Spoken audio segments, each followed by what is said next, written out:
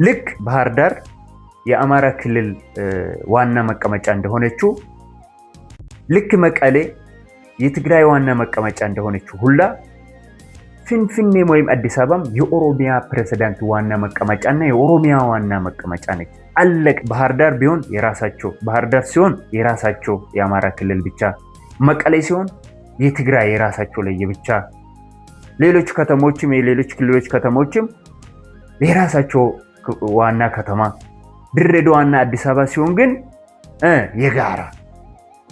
እንደዚህ ብሎ ነገር የለም። እንደዚህ ከሆነ ፊታዊም ሊሆን አይችልም።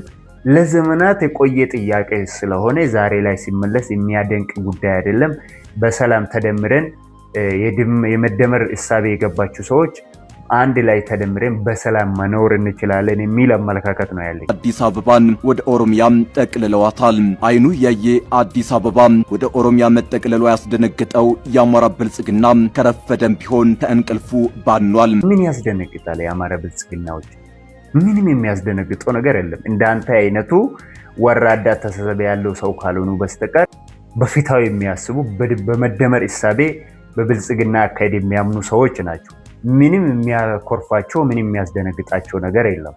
እንዳንተ አይነቱ ጽንፈኛ የሆኑ ጽንፈኛ ኃይሎች ሊደነግጡ ይችላሉ። እኔ ግን ለእናንተ ያለኝ ምክር ወልቃይት ጠገዴ ለባለቤቱ ለአማራ ቢመለስ ደስ እንደሚያሰኛችሁ ሁላ አዲስ አበባ ለኦሮሞ ለባለቤቱ ሲመለስ ሊያስደስታችሁ ይገባል።